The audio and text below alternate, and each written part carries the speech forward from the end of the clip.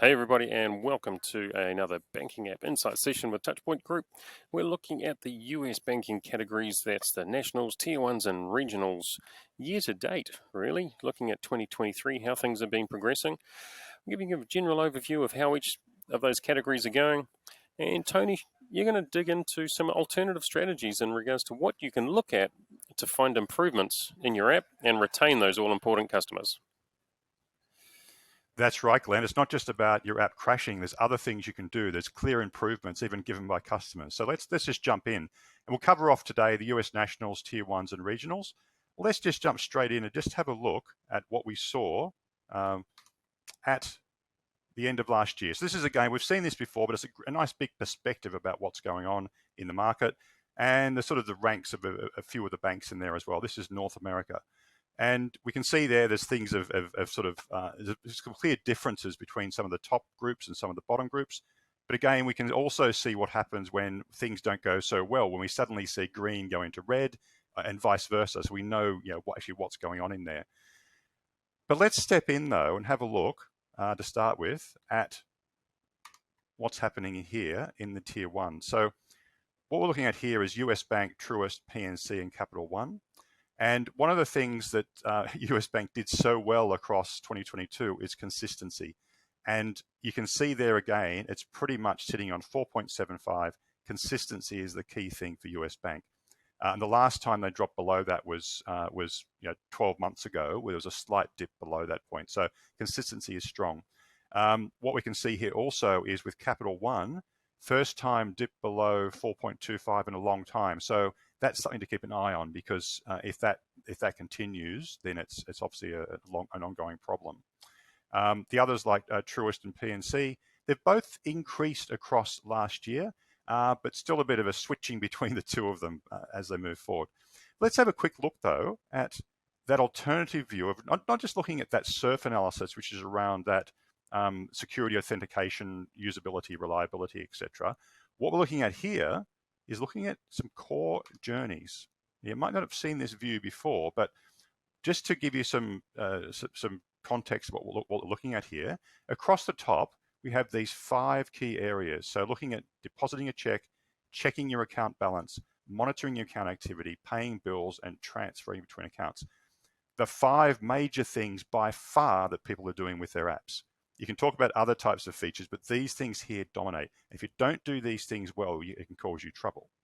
So let's have a brief look at what the score is looking at below here. So this is a score out of 5. So when customers discuss this particular journey, what is their score associated with it? So, and this case here, it's alphabetical.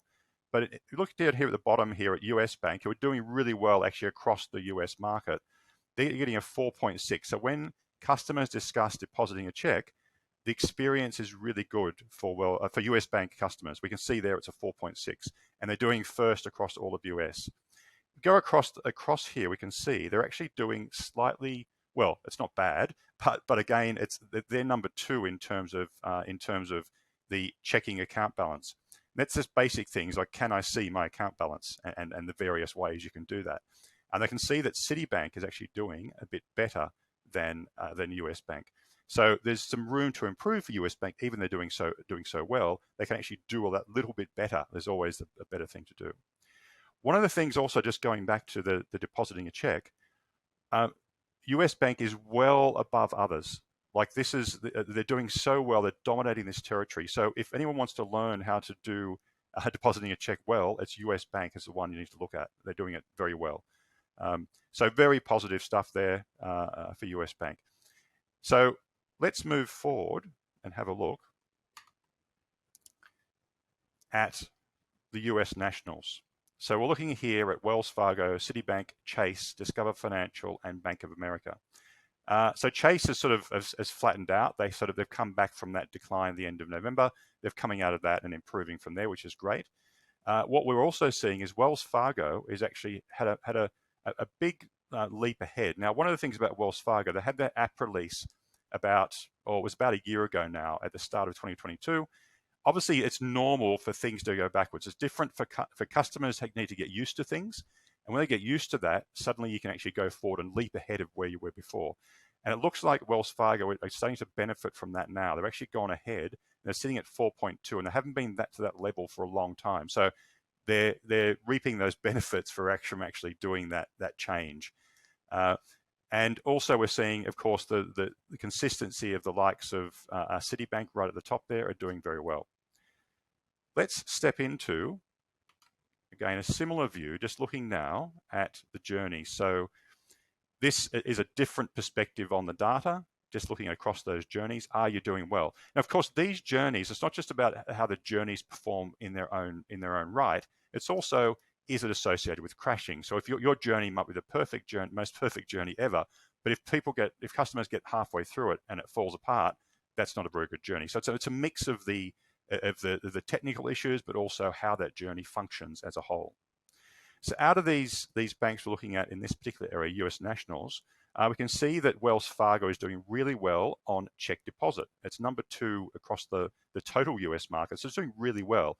It can improve across other areas, but in general, it's doing very well on that check deposit area. And the likes of Bank of America is doing really consistency across the board is what I'd say about this. It's sort of 4th or 5th across the whole market. So doing very well, nothing specific to improve there, but across the board, they can probably sort of go up another level and learn from the likes of US Bank, for example. So very positive for them.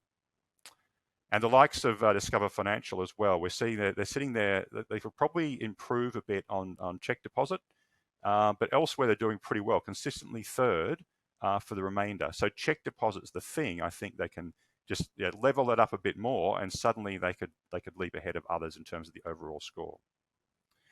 So let's move ahead into looking at US regionals.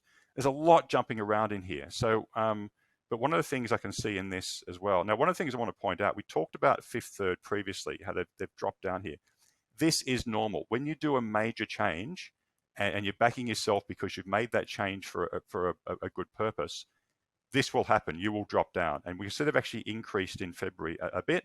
We expect that to move ahead further and further as customers get used to that change. One of the things about the reason this drops is human nature. Basically, customers are used to the way they're doing it. It might take 10 steps, but that's the way I'm used to doing it. But now, because the improvements that 5th, 3rd have made, customers are getting used to those changes, and that will turn around. And they should benefit from that the same way Wells Fargo has. When they can actually, this comes back around, they'll get higher than they were before because it is a better approach they're taking. So, and a few other things here, like we can see that TD Bank has actually dropped down, and they're still consistently down there at around 3. So they need to actually move things forward as well. Okay, let's have a look at how well each of these bank apps are going in terms of the journeys. So across these 6 major journeys, which are the major things that customers are doing inside the app, we can see that for example, TD is sitting at 5th on check deposit, but it's a bit lower on things like on the right there, it's 10th on transfer between accounts. Others like we see the Citizens is doing very well across the board. It's 6th across the first 3, so check deposits and checking account balance and monitoring account activity. At the end, their transfer between accounts is 10th. So there's some improvements they can make there as well. So it's just showing there's some ways to actually get those improvements incrementally, focus on certain things to get you up to a certain level. One of the things, though, that's important is these are just interesting. They're just scores. They're ways to improve things. But what's the physical outcome of getting these wrong? One of the things we can look at is churn. So one example here, we're not actually going to put brands against this, but just have a look across the board in the US, the level of churn difference. These are customers threatening churn in its various forms. So they're saying they're moving to someone else, they're going to leave your bank, for example. So just because of the experience they're having in this channel. Now, I've seen various studies around this. There's a few with consensus. Around 1/3 of customers say if they have a negative or a bad continuous experience with your app, 30% of those customers say they would actually think of leaving your bank. Now, not every one of those will follow through, but again, it just shows you the importance of this channel for a lot of people. And we can see there the massive difference at the moment we can see in the US market. Some at the bottom there are under 0.5%. Obviously, you want to try and get that to zero, but that's getting pretty close to it. There's only a handful of people who have that really bad experience. Whereas the other end of the scale, you're getting nearly 8% of customers that in all the feedback are saying something about them wanting to leave your bank. So you want to get those things right, get your journeys right, get your technical issues right, and then you can get this down to a level which is below that 0.5% level. So very important to keep that going. One other thing I want to have a quick look at is this area here. Now, just explain what I'm showing you here. Customers in their communication, in their comments back, they actually talk about things they want to improve or things they want to add. So what's missing in terms of their features? So if you want to improve your journey, what do you do? Obviously, one thing is get your technical issues right, get your journey fixed up. But here, they're actually telling you things at various points. So for example, this one here about checking your account balance by the app, there's actually people talking across the whole market about how that can be improved. And across on the right here, we've actually got comments from customers talking about that. So for example, at the top here, I've got things like bring back the quick balance feature. So this one here, so there's some features missing for some people. I want to see my net balance between my debt account and my credit card liability. What does that look like? So there's various ways you can actually improve the simple thing of checking your account balance. Another one in here, let's look at another one, which is, so for example, along here, we can see things like managing cards, for example. We can jump into that one and see what customers are talking about.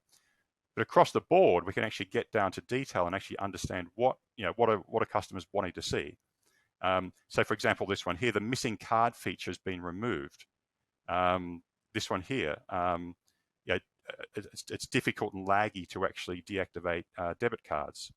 And if you see what brands are coming through here. But the idea is here, you can actually see examples across the whole market, but also filtered down to you in particular. So Glenn, a lot of ways to improve for banks here. They just need to act on these things. Yeah, and I think a really salient point there in and around looking at those individual journeys, because some of those banks are performing really well across the board, and it's just one of those features or journeys that if they focused on that can make a massive difference in regards to the overall experience that people are having. So thanks very much, Tony Patrick, and we look forward to talking about the US market yet again in March. Thanks, folks.